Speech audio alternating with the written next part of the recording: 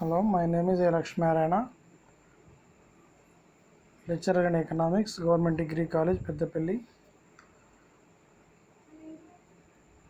ఈరోజు భారతదేశంలో 1991 తర్వాత వచ్చిన న్యూ ఎకనామిక్ రిఫార్మ్స్, నూతన ఆర్థిక సంస్కరణలు, ఇది మనకు 4th సెమిస్టర్ విద్యార్థులకు ఉపయోగకరంగా ఉంటుంది. నూతనంగా వచ్చిన సిలబస్ ఆధారంగా new economic reforms in India అనే టాపిక్లో భాగంగా మనం ఈరోజు డిస్కస్ చేసుకునే అంశాలు ఎల్పిజి పాలసీ.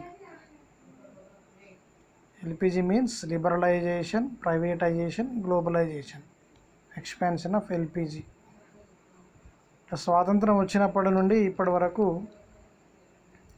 అనేక రకాలైన ప్రణాళికలు కానీ లేదా అనేక రకాలైన పథకాలు కానీ చేపట్టడం జరిగింది. ఎందరో ప్రధానమంత్రులు మారారు, ఎందరో ఆర్థిక మంత్రులు మారారు. ఇవి అన్నీ ఒక ఎత్తు అయితే దేశంలో మిగతా అంశాలలో పెరుగుదల కంటే జనాభాలో పెరుగుదల ఎక్కువగా ఉండడం వల్ల ఈ పెరుగుతున్న జనాభా అంతటికి కావలసిన విద్య, అనేక రకాలైన సంక్షేమాలను చేపట్టవలసిన బాధ్యత ప్రభుత్వం పైన ఆధారపడి ఉంటుంది.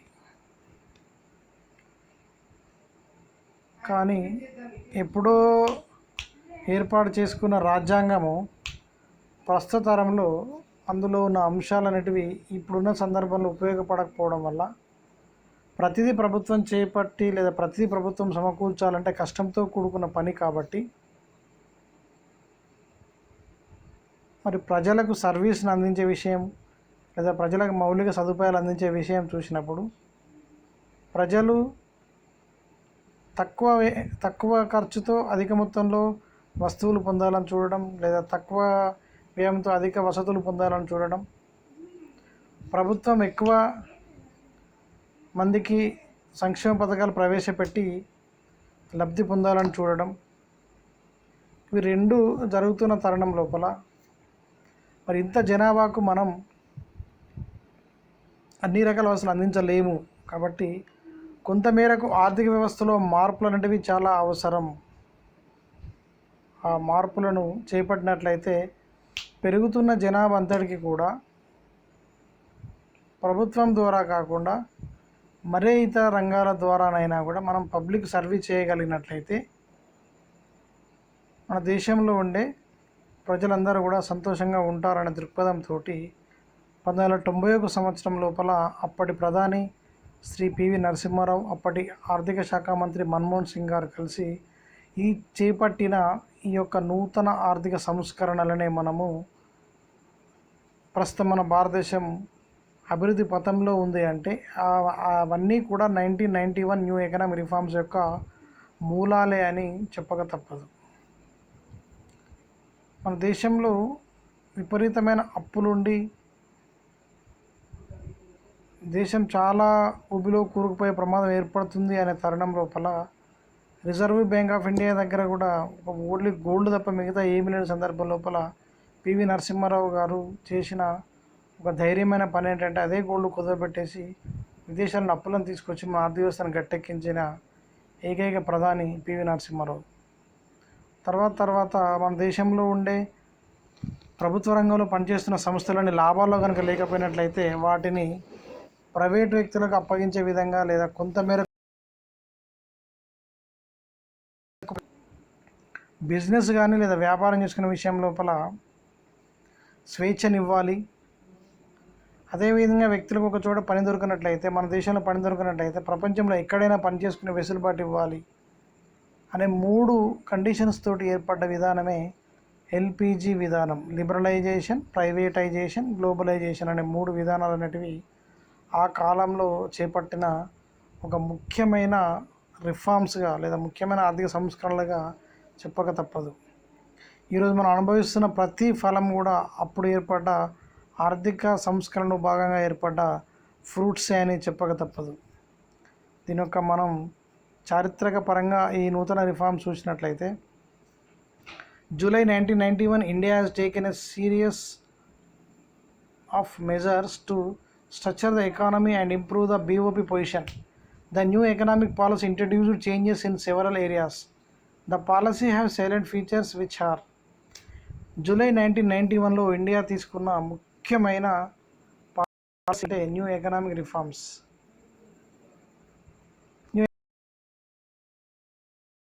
లోపల మార్పులు చేపట్టినట్లయితే మనము ఈ మార్పుల ద్వారా ఆర్థిక వ్యవస్థలో ముందుకు వెళ్ళగలుగుతాము అనే ఉద్దేశంతో ఫస్ట్ ఫీచర్ ఏంటంటే లిబరలైజేషన్. మనకు అంతర్గతంగా స్వేచ్ఛ ఉండాలి, ప్లస్ బహిర్గతంగా స్వేచ్ఛ ఉండాలి. ఇంటర్నల్ అండ్ ఎక్స్టర్నల్ లిబరలైజేషన్, అంతర్గత స్వేచ్ఛీకరణ మరియు బహిర్గత స్వేచ్ఛీకరణ. అంటే మన దేశంలో ఉండే వ్యక్తులు ఎటువంటి వ్యాపారాలు చేసుకోవడానికైనా స్వేచ్ఛ ఉంటుంది, మనం ప్రపంచ దేశాలతో చేసుకోవడానికి గల స్వేచ్ఛ కూడా ఉండాలి. ఎక్స్టెండింగ్ ప్రైవేటైజేషన్, ప్రైవేటీకరణను మనం ప్రోత్సహించాలి లేదా ఎక్కువ మొత్తంలో ప్రైవేటీకరణకు మనం వాటాను ఇచ్చినట్లయితే.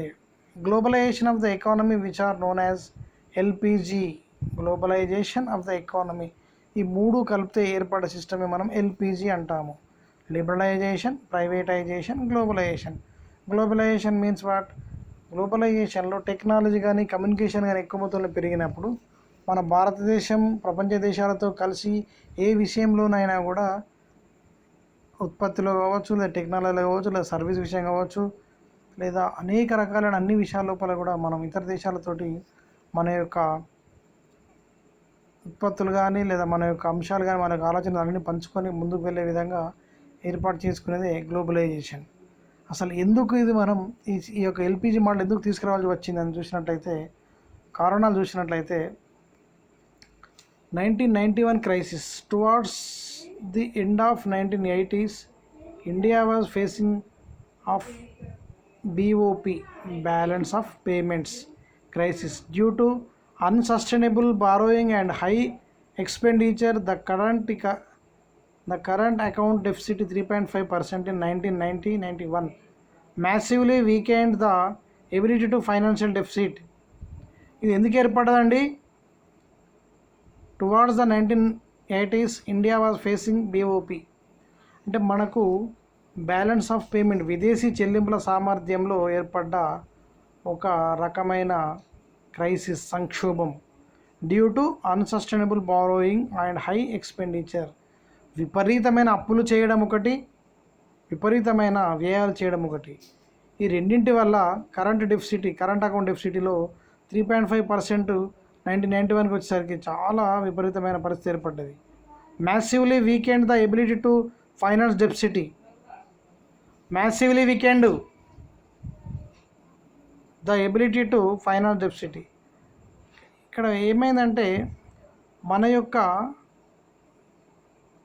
విత్తలోటును పూడ్చుకోవడానికి చాలా రకమైన బలహీనతలు ఏర్పడ్డాయి. అదేవిధంగా చాలా రకాలైన దారుణంగా పరిస్థితులు ఏర్పడని చెప్పవచ్చు. Macro economic indicators and balance of payments situation in 1990-1991. The trade deficit increased from rupees 12,400 crores in 1989-90 to rupees 16,900 crore in 1991. మన దగ్గర వాణిజ్య లోటు ఎంత ఉంది అంటే ఎంతకు పెరిగిందంటే 12,400 కోట్ల నుంచి 89-90 వచ్చేసరికి అది 16,900 కోట్లకు పెరిగింది 90-91 నాటికి. అంటే ఈ యొక్క డెఫిసిట్, ఈ యొక్క పెరగడం అనేది ఏదైతే ఉందో దానివల్ల ఆటోమేటిక్గా మనకు వ్యాపార లోటు అనేది ఏర్పడ్డది. The current account deficit increased from rupees 11,350 crores in 1980-90 to 17,350 crores in 1991. The current account deficit increased from 11,350 కోట్లు 89లో ఉన్నప్పుడు అది 17,350 కోట్లు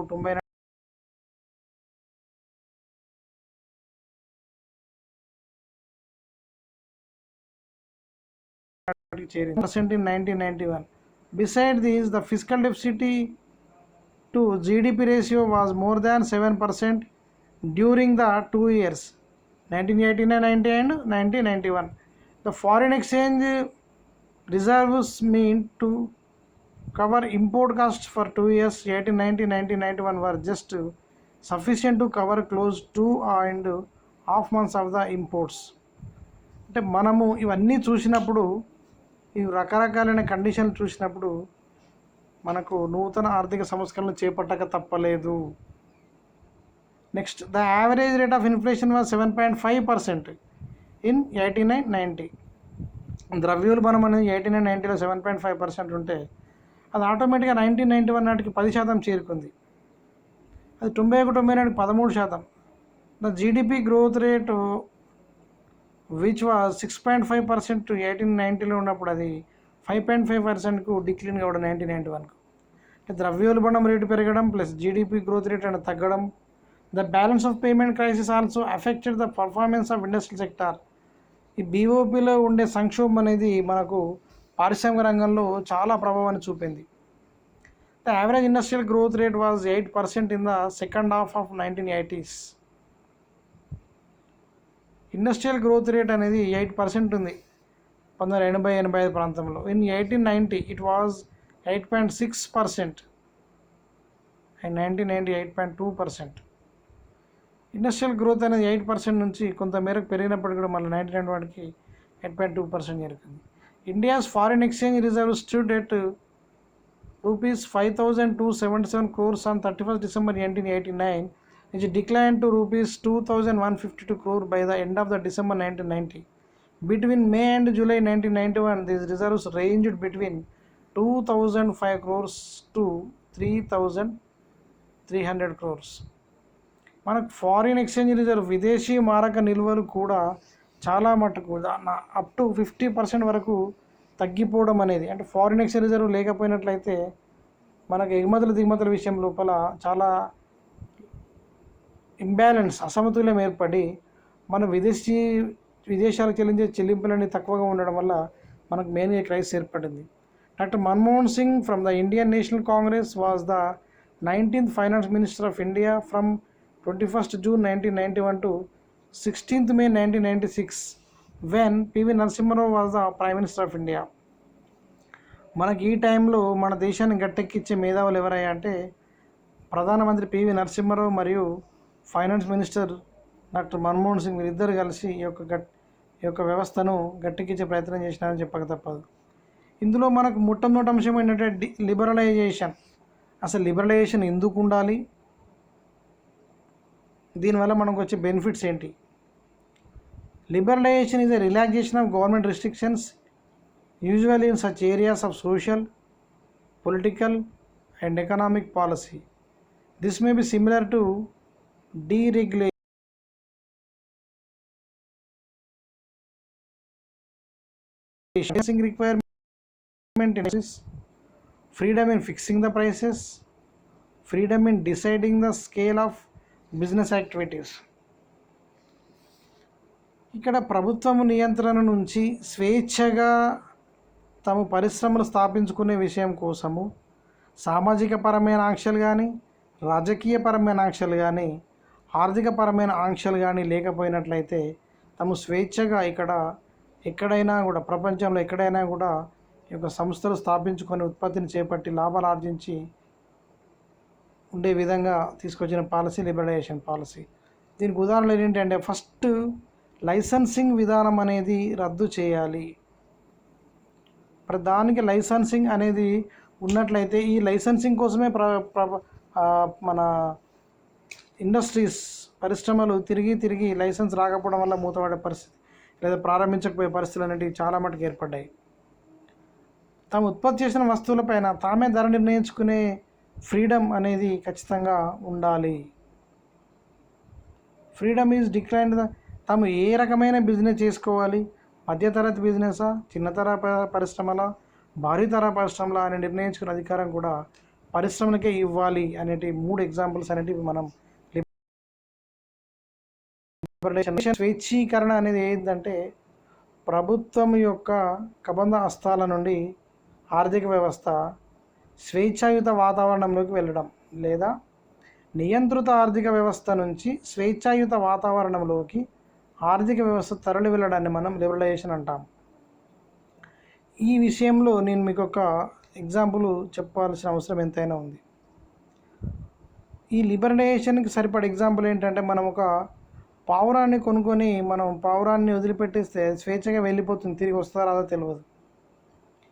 అదేవిధంగా గవర్నమెంట్ కూడా ప్రైవేట్ సంస్థలకు లిబరలైజేషన్ కనుక ఇచ్చినట్లయితే, లేదా స్వేచ్ఛ ఎక్కువ మొత్తంలో ఇచ్చినట్లయితే, అవి ప్రభుత్వం యొక్క మాట లేదా ప్రభుత్వం కంట్రోల్లో ఉండకపోయినట్లయితే టోటల్ ప్రభుత్వం కనుమరుగైపోయి ప్రైవేటు సంస్థలే ప్రభుత్వాన్ని కంట్రోల్ చేసే పరిస్థితి ఏర్పడుతుంది అనే ఉద్దేశంతో, అంటే ప్రభుత్వం యొక్క కంట్రోలింగ్, ప్రభుత్వం యొక్క నియంత్రణలోనే ప్రైవేట్ వ్యక్తులు ఉండాలి, ప్రభుత్వ రెస్ట్రిక్షన్స్ అనుబంధంగా ప్రైవేట్ సంస్థలు స్థాపించుకోవాలి అనే ఉద్దేశంతో ఈ లిబరేషన్ పాలసీని తీసుకొని రావడం జరిగింది.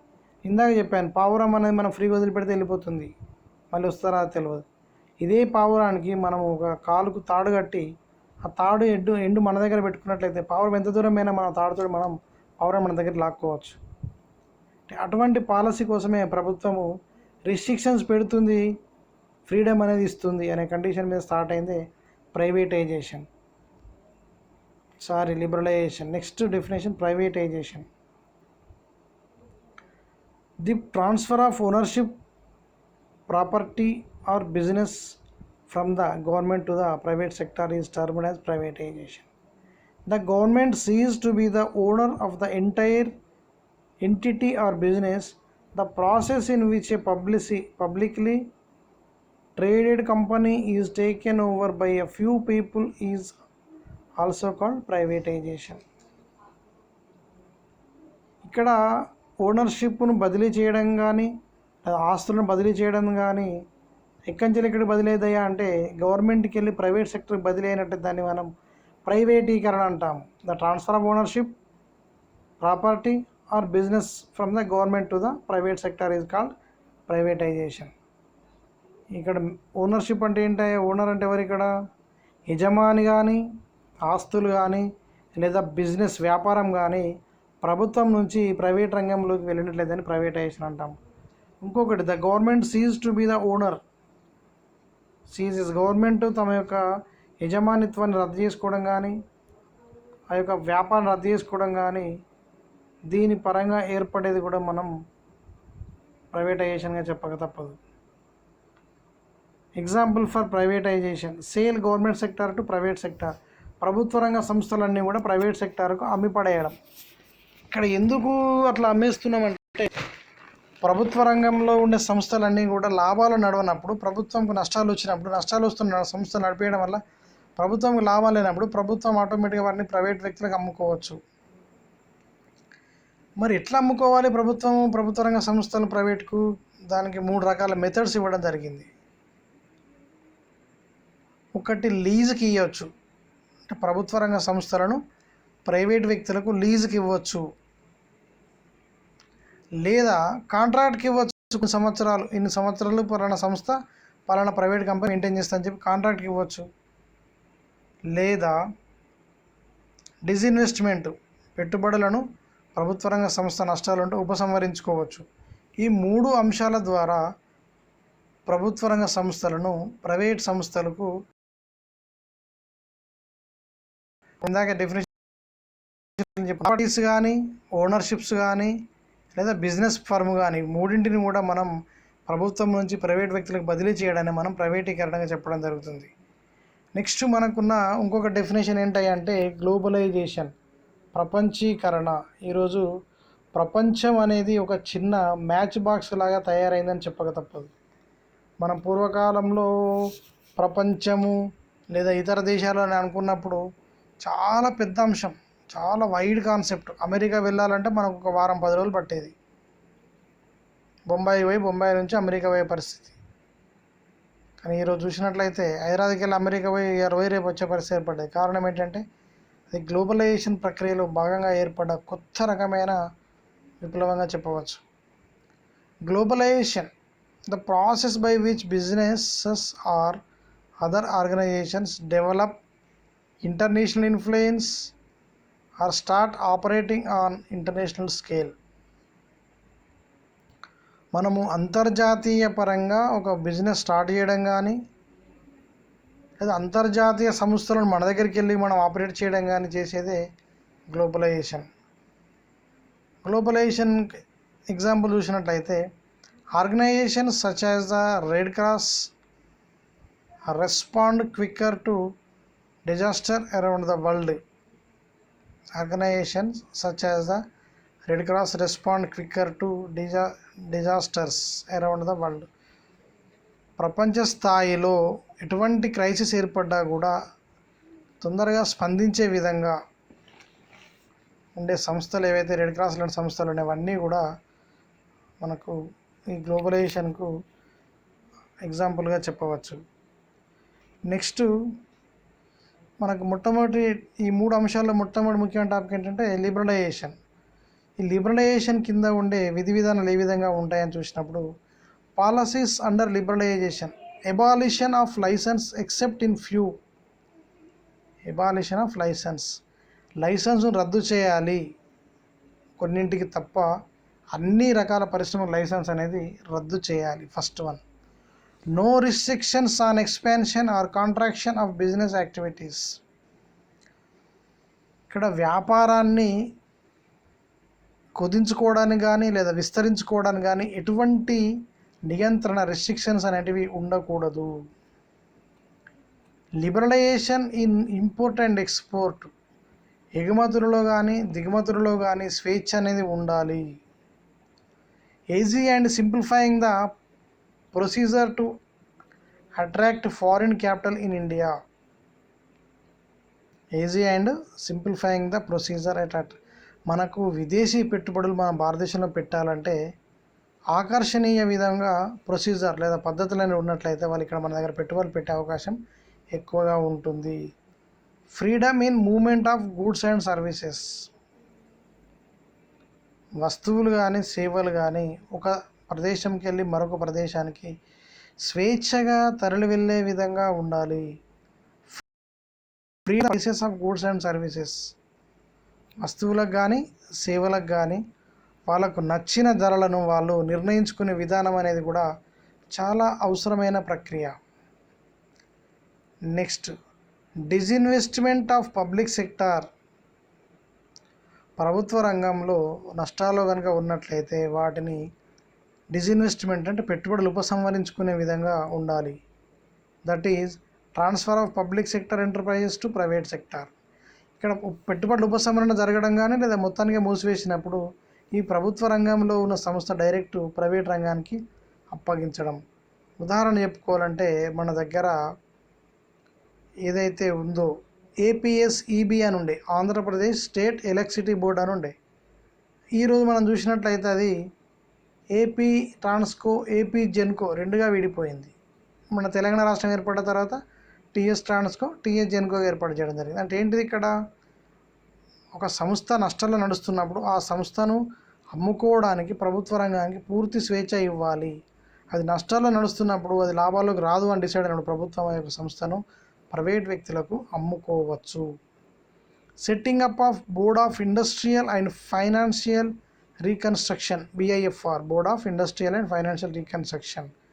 This board was set up to revive sick units in public sector enterprises suffering loss. కొన్ని నష్టాలు నడుస్తున్న సంస్థలు లేదా రుగ్మత గల సంస్థలు ఏవైతే ఉంటాయో వాటిని ఎంపిక చేసి ఆ యొక్క రుగ్మతల నుంచి బయటపడడం కోసం ఏర్పాటు చేయబడ్డ బోర్డే BIFR. కొంతకాలం వరకు అందులో పెట్టుబడులు పెట్టి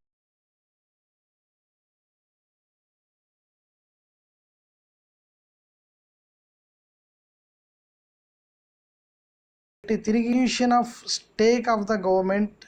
If in the process of disinvestments private sector acquires more than 51% shares, then it results in transfer of ownership and management to the private sector. Private sector 51% కంటే ఎక్కువ వాటాలు కలిగి ఉంటే ఆ యొక్క దానిని ప్రైవేటుకు అప్పగించవచ్చు. Dilution of stake of the government తీసుకున్న చర్యలు ఏంటంటే, if in the process of disinvestment 51% కంటే పెట్టుబడులు ప్రైవేట్ రంగం కనుక ఉన్నట్లయితే లేదా 51% కంటే ఎక్కువ మొత్తంలో ప్రైవేటు వ్యక్తులు వాటా కలిగి ఉన్నట్లయితే అది ప్రభుత్వ రంగం ద్వారా కాకుండా ప్రైవేట్ వ్యక్తుల ద్వారా నిర్ణయించుకునే ఫ్రీడమ్ను ప్రభుత్వానికి ఇవ్వడం జరిగింది. ఇది ప్రైవేట్ రంగంలో ప్రైవేటైజేషన్లో ఉండే విధి విధానాలు. నెక్స్ట్ మనకు మూడవ పాయింట్ ఏంటంటే పాలసీస్ అండర్ గ్లోబలైజేషన్. ప్రపంచీకరణలో వచ్చే గ్లోబలైజేషన్లో వచ్చే విధి విధానాలు ఏ విధంగా ఉండాలి అని చూసినప్పుడు import liberalization. Government removed many restrictions from import and capital goods. స్వేచ్ఛీకరణ లేదా ఎగుమతుల విషయం లోపల స్వేచ్ఛీకరణ ఉండాలి. గవర్నమెంట్ అనేది అనేక రకాల రిస్ట్రిక్షన్ తొలగించాలి. ఏ విషయం లోపల? ఎగుమతుల విషయంలో కానీ లేదా మూలధన వస్తువుల విషయంలో కానీ ఎటువంటి రిస్ట్రిక్షన్స్ అనేవి లేకుండా ఉండాలి. Foreign exchange regulation act FERA was replaced by foreign exchange management act. విదేశీ మారక ద్రవ్యాల నియంత్రణ చట్టం అనేది తీసివేసి విదేశీ మారక ద్రవ్యాల నిర్వహణ చట్టం అనేది ఏర్పాటు చేయాలి. మనం విదేశీ మారక ద్రవ్య కంట్రోల్ రెగ్యులేషన్ నియంత్రించుకున్నట్లయితే మనకు ఫారిన్ ఎక్స్చేంజ్ అనేది మనకు ఎక్కువ మొత్తం లేకపోయినా చాలా ప్రాబ్లమ్స్ ఏర్పడతాయి. కాబట్టి ఫెరా స్థానం లోపల ఫెమాను స్టార్ట్ చేయాలి. Rationalisation of tariff structure. ఈ యొక్క సుంకాల విషయంలో లేదా సుంకాల నిర్మాణ విషయం లోపల హేతు అనేది ఉండాలి. Abolition of export duty. ఎగుమతి పన్ను అనేది తీసివేయాలి. Reduction of import duty. దిగుమతి పన్నును తగ్గించాలి. అంటే ఇవన్నీ కూడా మన దేశం ప్రపంచీకరణలోకి అడుగుపెట్టే టైంలో తీసుకోవాల్సిన ముఖ్యమైన చర్యలు. అందులో number 1 FERA, foreign exchange regulation act. The foreign exchange regulation act was legislation passed and strict regulations and certain kinds of payments. The dealings in foreign exchange, forex means foreign exchange, and securities and the transactions which had an indirect impact on the foreign exchange and the import and export of currency. Foreign exchange regulation act వల్ల మనకు వచ్చే లాభాలు ఏంటయ్యా అంటే, మనము foreign exchange చేసేటప్పుడు transaction చేస్తున్నప్పుడు impact and foreign exchange and the import of export, ఈ కరెన్సీని మనం మార్చుకునేటప్పుడు ఎటువంటి డ్యూటీలు కానీ ఎక్సైజ్ డ్యూటీ, కస్టమ్ డ్యూటీ కానీ చెల్లించకుండా ఉండే విధంగా ఉన్నట్లయితే ఎక్కువ మొత్తంలో విదేశాలు చేసే చెల్లింపులు కానీ విదేశాల మనీ చెల్లింపులు కానీ ఈజీగా ఉండే విధంగా ఈ ఫెరా చట్టం అనేది ఉండాలి. The Foreign Exchange Management Act 1991 FEMA is an act of the Parliament of India to consolidate and amend the law relating to foreign exchange with the objective of facilitating external trade and payments and the promoting the orderly development and maintenance of foreign exchange market in India. ఈ foreign exchange వచ్చిన తర్వాత ఈ యొక్క చట్టం అనేది పార్లమెంట్లో చేయడం జరిగింది ఫెమాగా. External trade and payments and promoting the orderly development and maintenance of foreign exchange market in India. ఇతర దేశాల వాళ్ళు మన దేశంతో వ్యాపారం చేయాలనుకున్నప్పుడు ఎలాంటి రిస్ట్రిక్షన్స్ లేకుండా, ఒకటి ఎక్స్టర్నల్ ట్రేడ్, మనం బయట దేశాలతో మనం చెల్లింపులు కానీ లేదా లావాదేవీలు జరపాలనుకున్నప్పుడు వాళ్ళతో ఎటువంటి ఇబ్బందులు లేకుండా చూసుకుగా ఏర్పడ్డదే FEMA. Rationalization of tariff structure.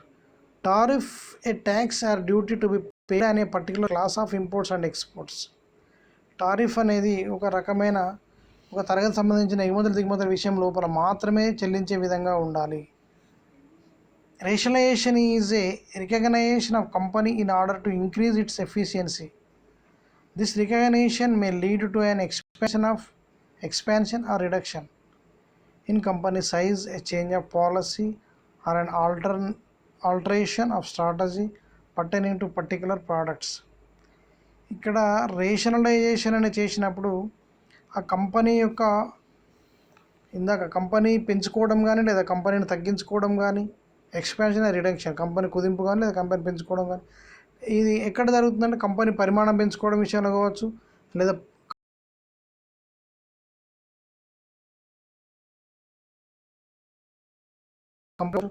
ఇలా అనేక విషయం లోపల రేషనలైజేషన్ అనేది ఉన్నట్లయితే ఈ యొక్క ఈ ఎల్పిజి మోడల్ అనేది చాలా బాగుంటుంది అనే విధి విధానంతో ఏర్పడ్డ ఎల్పిజి మోడల్లో ఉండే థర్డ్ వన్ గ్లోబలైజేషన్ తీసుకొచ్చిన చర్యలో భాగంగా టారిఫ్ అండ్ రేషనలైజేషన్ స్ట్రక్చర్ కూడా కంపెనీలకు అనుకూలంగా ఉండే విధంగా ఉన్నట్లయితే ప్రపంచ దేశాలతోటి ఇతర దేశాలు కానీ మన దేశం కానీ ఈజీగా ఈ వ్యాపారం చేపట్టడం వల్ల స్వచ్ఛీకరణ, ప్రైవేటీకరణ, ప్రపంచీకరణ 3 అంశాలు కూడా మన దేశం ఈరోజు ఈ పరిస్థితిలో ఉందనడానికి కారణం ఆ రోజు తీసుకున్న ముఖ్యమైన రిఫార్మ్స్, ఆర్థిక సంస్కరణలు అని చెప్తూ ఈ క్లాస్ ముగిస్తున్నాను. మిగతా అంశాలు నెక్స్ట్ క్లాస్లో మనం చర్చించుకుందాం.